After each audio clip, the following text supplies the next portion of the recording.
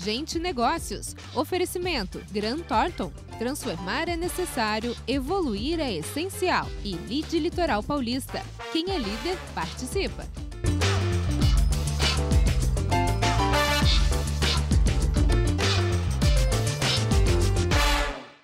Olá, muito bom dia, seja muito bem-vindo ao Gente Negócios, que hoje vai trazer a história do Ali Sayá.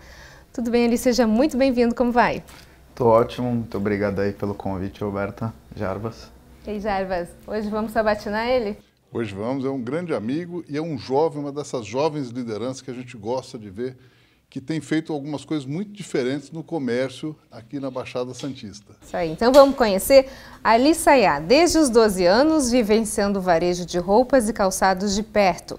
Abriu a Andi Futebol em 2016 no Praia Mar Shopping para atender o nicho dos apaixonados por futebol, praticantes do esporte e atletas em formação. Buscando propor a experiência, além de apenas vender, criando campeonatos, ponto de troca de figurinhas e conteúdo nas redes sociais. Andi Futebol é a loja com maior variedade de camisas de time e chuteiras da região. Então vamos conhecer um pouquinho quem está por trás da Andi Futebol.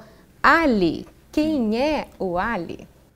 O Ali é um jovem muito curioso, que sempre gostou de experimentar coisas, de liderar, de fazer apresentações, de falar com pessoas e um pouco do histórico aí de ter crescido dentro de loja, filho de um mascate e de uma mulher empoderada que tem loja aí de calçados femininos. Eu respirei o varejo aí, como você falou, desde jovem. Então acho que juntou tudo isso, minha curiosidade, minha vontade de conhecer, experimentar coisas, vontade de liderar, de falar com pessoas, e surgiu o que a gente está vendo aí hoje. Agora, a sua experiência com o comércio, ela surgiu já na infância, não? Sim, dá para dizer que já na infância, quando acabava a aula na escola, ao invés de ir para casa, eu ia para a loja. Tem foto minha bebê dentro da loja. E aos 12 anos, no final do ano, minha mãe falou para mim, vai trabalhar, menino, que isso daqui também é seu. E me colocou dentro do estoque para arrumar o estoque, né? O estoquista ele tem que arrumar o estoque. Mas no meu caso era mais bagunçar o estoque e ganhar o salário suado no final do mês, que era roupa para usar no Natal, no Ano Novo, ficar bem bonito, e eu ficava feliz da vida. Sua mãe educou muito bem você, viu? Nada de mão beijada. Aliás, eu acho que esse é o segredo, né, Ali? Porque às vezes a gente pensa assim, poxa, veio de uma família empreendedora, veio de comerciante, já sabe como é que é, vai fácil, é como se fosse continuidade, quando na verdade não é, né? Você precisa aprender a ser para não jogar fora todo o trabalho dos seus pais. Você só vai aprender quando tiver esse sacrifício, né? Sim, e não é flores, não é só, que legal, máximo, essa loja, eu gosto muito, é da minha família. Tinha dias que às vezes não queria, tinha dias que queria fazer coisas, e a gente está ali na loja, a gente acha que a gente sabe porque somos mais novos, temos uma visão mais moderna das coisas. E uma vez uma pessoa me falou assim, o mais velho, o mais experiente que você julga às vezes ultrapassado, ele quer tanto que o negócio dê certo quanto você. Então, uma das coisas que a gente aprende aí. Na experiência minha na consultoria, o que eu via muitas vezes na relação pai com filhos dentro do negócio, é que muitas vezes o nível de expectativa dos pais excedia para muito ou para pouco. Dificilmente os pais conseguiam dar a medida adequada para os filhos no negócio. Então, ou esperava que fosse um gênio, ou não acreditava muito, porque é meu filho, esse aqui eu já sei que não dá muito jeito. Como é que foi essa tua relação com os teus pais para se tornar o profissional que você é hoje? Eu sempre fui muito teimoso. Eu sempre colocava uma coisa na minha cabeça que eu achava que daria certo e ficava brigando com eles. Não, a gente tem que fazer isso, não, a gente tem que fazer aquilo. E como no início da minha jornada aí, empreendedor, eu trabalhava mais para a família do que com a família, não tinha muito para onde correr. Mas tem coisa engraçada, por exemplo, eu tirava foto das sandálias femininas da loja da minha mãe e colocava numa rede social, achando que de alguma forma aquilo poderia ajudar a vender, porque eu falava, mãe, o negócio é rede social agora. E quando ainda não era, isso? Era muito ainda embrionário o negócio de usar rede social para vendas, né? Se eu não me engano era ali 2012, 2013. E quando eu fui tendo um pouco mais de autonomia e eu comecei a ter o meu negócio, e eu executar as ideias que eu falava para eles e eles verem que aquilo estava dando resultado, aí acho que eles começaram a entender que realmente o meu jeito teimoso de querer fazer as coisas acontecer, de às vezes ser muito contundente, era querer demais que desse certo. E o jeito que às vezes parecia um pouco diferente, para eles realmente era diferente, era um jeito diferente de fazer as coisas. O deles dava certo e dá certo. Até hoje as empresas estão funcionando. E o meu jeito diferente também vem dado certo. Você sentiu, nisso que você está falando, choque de gerações? Com certeza, com certeza. Eu acho que toda família que trabalha junto, isso em algum momento vai ocorrer. Seja na questão estratégica, seja na questão financeira, seja na questão de pessoas. Às vezes pode ter uma geração anterior que é muito trata como família e um outro trata mesmo como negócio. Uma geração anterior que é um pouco mais austera e outra que é mais mão aberta. E se não há um choque de gerações, eu acho que pode estar sendo uma empresa que está indo até o fracasso, porque ela não vai ter essa mudança, que as gerações mudam, os negócios mudam, a clientela muda. E então, se a geração nova acompanha demais o que a geração anterior estava propondo, a empresa vai ficar parada no tempo. Agora, Ali, você é filho da Laila, da Les a Les. Sim. Obviamente, poderia ter dado continuidade, de repente, na administração do negócio. Você resolveu montar o seu próprio negócio. Por quê? Vem um pouco dessa parte aí mais jovem minha de querer fazer as coisas do meu jeito. Eu gosto muito de... Eu brinco, eu gosto de causar, eu gosto de fazer coisa grande, eu gosto de agitar. E eu precisava sentir que eu tinha essa autonomia para fazer as coisas do meu jeito. E um pouco dessa questão do choque de gerações e também a ideia de atender um nicho específico de mercado te dá mais liberdade, às vezes, de você fazer coisas que você vai atender diretamente aquele público. Então, eu sentia que eu precisava fazer do meu jeito, sentia que eu tinha que traçar meu próprio caminho, com tudo que eu aprendi com a minha família, mas podendo errar. Eu no passado já falei para o meu pai, por favor, me deixe errar. Eu quero errar, eu quero aprender, igual você aprendeu. Você aprendeu errando. Então eu quero também ter a oportunidade de errar. Gente, acho que essa é a frase mais forte que a gente teve no programa. Por favor, me deixe errar. Porque do erro você consegue o sucesso, né? A gente aprende mais pela dor do que pelo amor, né? Então, muitas vezes, o aprendizado, quando a gente sofre, quando a gente erra, é muito maior, porque você fica com uma marca muito forte. Quando tudo dá certo, você às vezes aproveita menos o aprendizado. Agora, você teve uma decisão muito interessante, né, que foi focar no nicho que é o futebol, né, que é uma paixão nacional, tanto que hoje, dificilmente, se quiser uma camisa de qualquer lugar do Brasil ou do mundo, não vai ter na Andi Futebol, né? A grande maioria você tem, se não tiver lá, você consegue trazê-la, né? Da onde veio essa visão de mercado para falar, vou focar nessa paixão nacional e por que esse sucesso? Sim.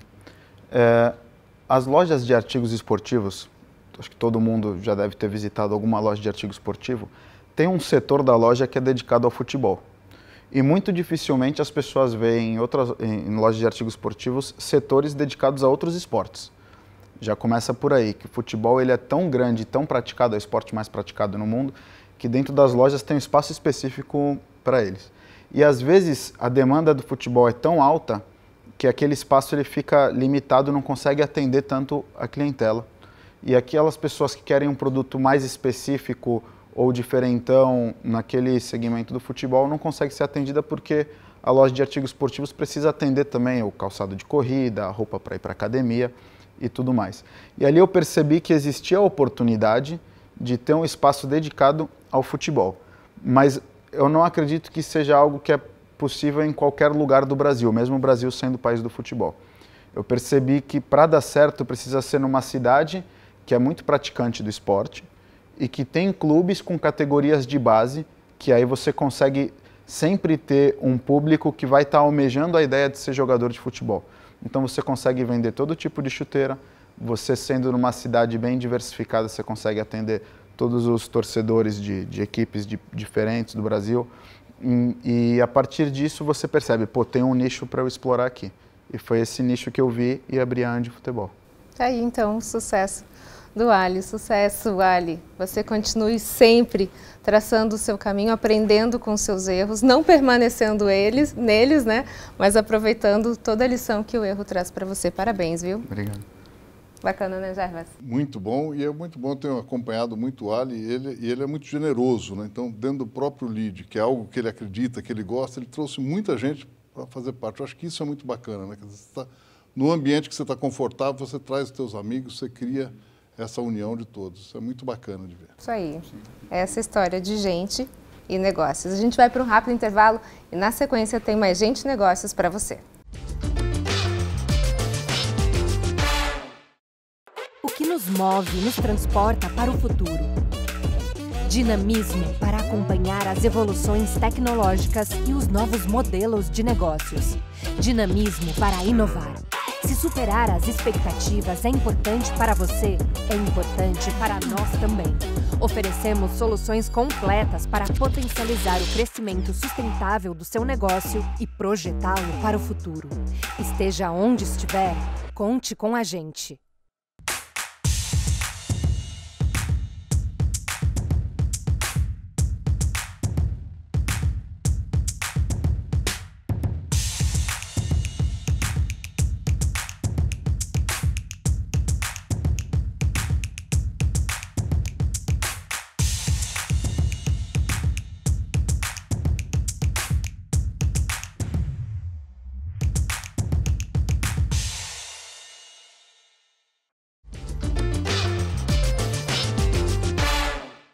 Gente Negócios está de volta e o nosso bate-papo desse bloco é com Deraldo Silva Grande, presidente da CUFA Baixada Santista e membro convidado do Comitê LEAD Litoral Paulista.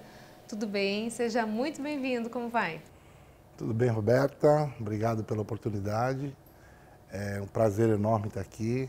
Falar sobre um pouco, né, da minha infância, do que eu vivi e onde cheguei. Quando a gente fala do Deraldo, a gente, claro, obviamente já liga direto ao trabalho da CUFA.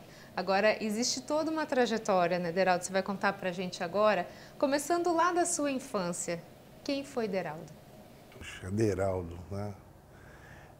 Eu nasci em Santos, né? Eu sou santista por nascimento, mas minha família sempre morou em São Vicente, né? Meus pais vieram do norte para cá, tentar a vida na cidade grande, enfim, né? É uma vinda tradicional, né? E do nascimento até uns 5 anos de idade, o relato que eu recebo das minhas irmãs é que eu tive pneumonia crônica, eu tive problema de pulmão, eu tive asma. Então, assim, eu fiquei internado durante 5 anos e durante esses 5 anos, essas idas e vindas da minha mãe, teve alta, ficou 3, 4 dias em casa, volta porque agravou. Ficavam 2, 3 meses internado, tive alta, ia para casa, ficava 2, 3 dias em casa, agravava, voltava. Sua infância foi muito mais no hospital do que em casa. Total. E é engraçado, né? Hoje eu falo que é engraçado, né? Mas na época era difícil e triste. Que os vizinhos ali da rua onde minha mãe morava, se solidarizavam, porque sempre que ela voltava do hospital, ela voltava com um chinelinho na mão. Né? Tipo assim, ficou internado, né? As pessoas olhavam o chinelinho e falavam assim, poxa, ficou de novo. Ela ficou. E aí, quando deu 5 anos de idade, assim, mais ou menos, tive uma melhora e enfim, aí acho que a minha saúde foi consolidando um pouquinho mais e... Consolidou bem a saúde, a gente vê que ele está muito saudável. É verdade, é isso. Fizeram um bom trabalho com você, hein, Deraldo? Agora, toda essa trajetória, né, quando a gente vê, né, Jarbas, tem aquela fase, uma fase um pouco mais difícil, que é a fase da adolescência, e aí o que aconteceu, Deraldo? E aí, Roberta, né, eu venho, né, de uma mãe doméstica, trabalhadora, empreendedora, vendia doce, ovo, vendia linha de costura, fazia pequenas costuras na sala de casa, tudo para conseguir alcançar a receita do mês. Morávamos de aluguel, uma casa de palafita, né, madeira, ali na favela do Fátima, né, em São Vicente. E meu pai, caminhoneiro, porém alcoólatra, né, ele teve muitos problemas com álcool.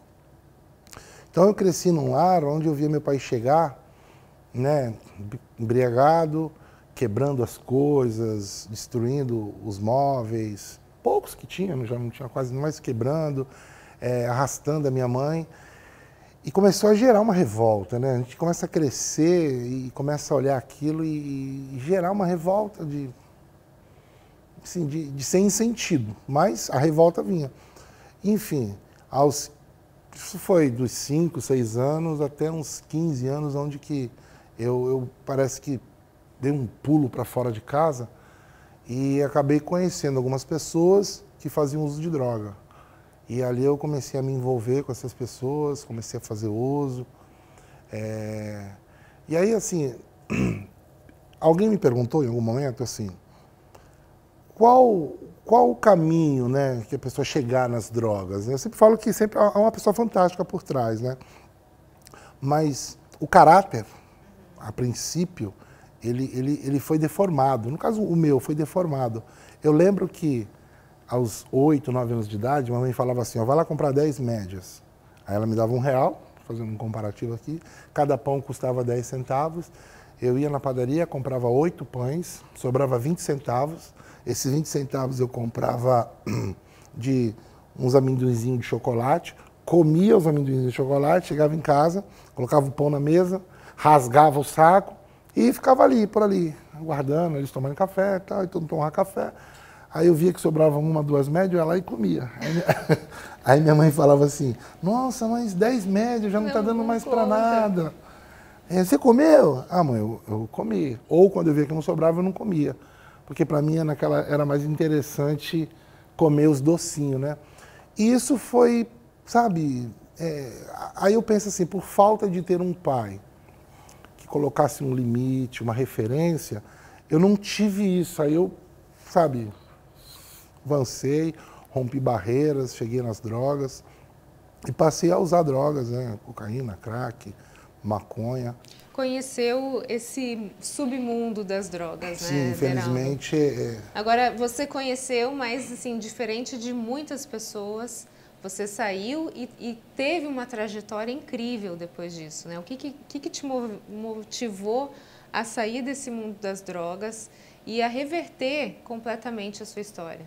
Olha, eu posso falar assim que chegou um momento da vida assim que não tinha perspectiva nenhuma, era esperar a morte. É o que se fala do fundo do poço? Exatamente, né? Eu acho que o fundo do poço abre-se um alçapão e desce mais ainda, né? Porque a droga, ela tira tudo que se possa imaginar.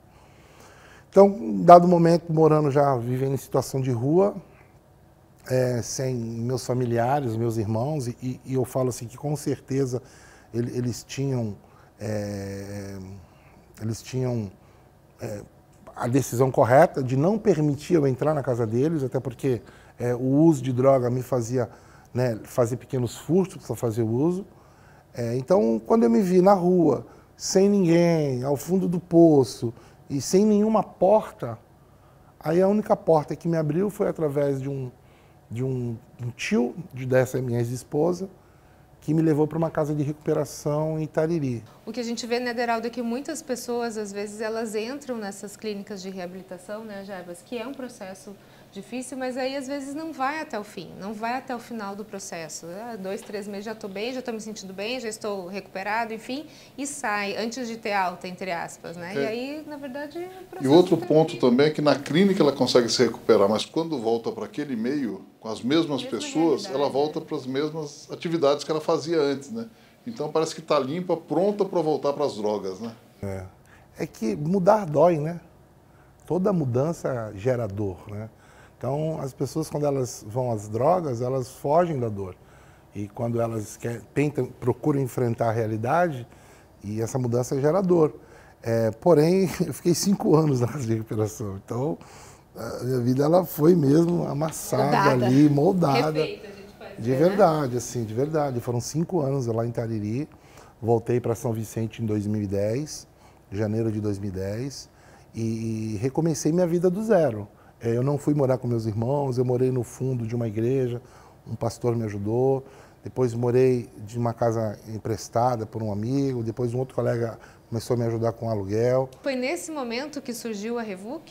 Sim, sim. Né? Nessa volta minha para São Vicente, eu tive um ano de que eu restabeleci minha vida, consegui trabalhar, pagar aluguel, conheci minha esposa. Passado mais um ano, 2012, muitas pessoas viram essa mudança na minha vida e começaram a me procurar e perguntar, né, onde que aconteceu isso? E aí eu comecei a ser esse polo de atração de pessoas que têm esse mesmo problema, querendo uma solução para o problema delas. Começamos a levar pessoas para Itariri, para essa mesma casa que eu passei, porém é um trabalho difícil, porque não adianta só levar a pessoa, né? Tem que levar a pessoa, tem que levar alimento, Sim. tem que ter o cuidado. E aí foi onde surgiu a ideia de nós abrirmos a nossa própria instituição, que hoje fazem 12 anos que funciona lá em São Vicente. É uma casa de acolhimento para pessoas em situação de rua e dependência química. Tem toda uma metodologia, psicólogo, assistente social. Hoje a nossa resposta, a nossa entrega é de cada 10, 5 se recuperam. Desses 5, 2 recaem, mas ainda a gente tem um trabalho de 1 ano. E também nesse momento desse trabalho de São Vicente, surgiu a oportunidade de eu presidir a CUFA aqui na Baixada Santista. Né? Esse trabalho da Casa de Operação já existia, se eu não me engano, há 7 anos. E aí o nosso presidente, Celso Ataíde, ele veio à Baixada, estava procurando uma liderança que pudesse fazer um trabalho com a CUFA. E aí me encontrou, e aí conectamos, né? Eu me desafiei a sair da dependência química e atuar em outras áreas, né? Criança, adolescente, cultura, arte, esporte. O que a CUFA trouxe de lição para você? Olha, eu falo assim, que a CUFA é o que eu faço. Hoje, o que é a minha causa é na minha dor, né? Então, quando a gente tem a oportunidade de estender a mão para o próximo, ajudá-lo, e mesmo sem saber quem ele é, mesmo sem saber um pouco da história dele, acho que isso é muito importante, né? Então, a CUFA, ela incluiu a minha vida em outros patamares, em outras esferas da sociedade, né? Porque ela inclui todo mundo, ela inclui a pessoa que eu estou ajudando e me inclui também. E aí, né, a gente começa a vivenciar novos ares, né? E é importante isso porque a nossa capacidade de atuação, de capilaridade, de logística, de entrega, ela se tornou regional, né? A gente sai de um trabalho municipal, que vinham pessoas da Baixada toda para esse trabalho. Hoje nós temos um trabalho regional, atuando com vários projetos nacionais, como Taça das Favelas, que é o maior torneio de favela do mundo, entre jovens de 14 a 17 anos de periferia. Nós temos o MAR, Mulheres Artesã, mulheres que saíram da pandemia com a sua saúde mental bem abalada. Então elas encontraram ali no projeto uma geração de renda, amizade, sabe, histórias a contar. Nós temos um outro projeto de cultura, que é o Periferias Potentes, que é um projeto de uma websérie que conta histórias da periferia aqui da nossa região, traz um raio-x das suas demandas, sabe, dos seus atores, das suas necessidades, né? E ao mesmo tempo faz um raio-x muito, muito clínico, né, de como é que ela está. Eu tive a oportunidade de ver os projetos do MAR. É um projeto de muita qualidade, as bolsas que essas mulheres fazem, isso deve ampliar muito mais. Agora, uma pergunta muito objetiva. Como a iniciativa privada pode ajudar a CUFA, não só sob o aspecto de patrocinar as ações da CUFA, mas como ela pode ajudar como sociedade, que papel tem a iniciativa privada dentro da CUFA? Olha, é parceria, né? E a parceria ela não se dá só em âmbito numerário, né?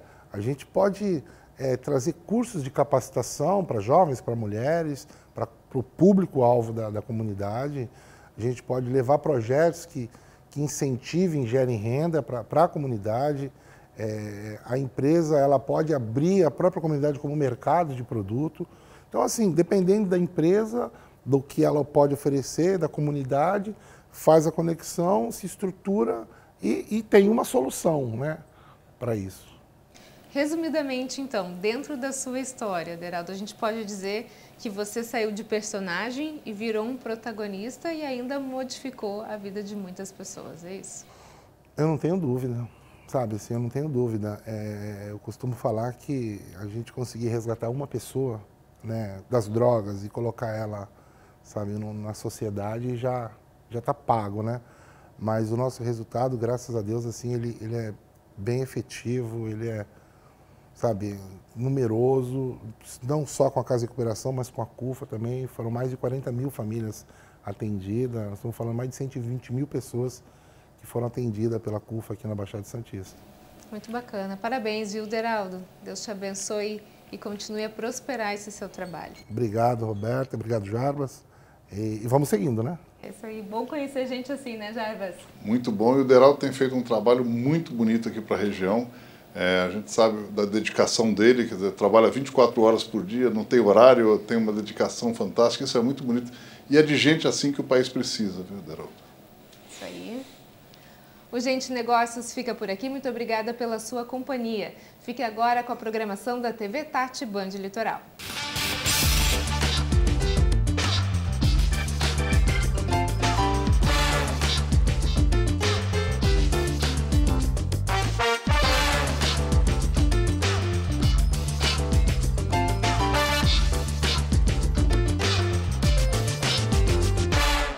Gente Negócios. Oferecimento Grant Thornton. Transformar é necessário, evoluir é essencial. E Lide Litoral Paulista. Quem é líder, participa.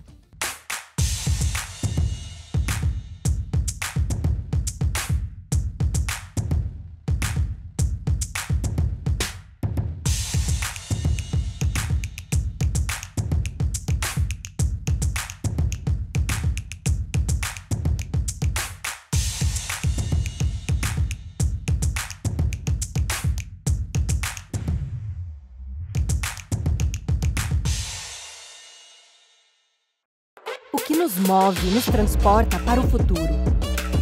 Dinamismo para acompanhar as evoluções tecnológicas e os novos modelos de negócios. Dinamismo para inovar. Se superar as expectativas é importante para você, é importante para nós também. Oferecemos soluções completas para potencializar o crescimento sustentável do seu negócio e projetá-lo para o futuro. Esteja onde estiver, conte com a gente.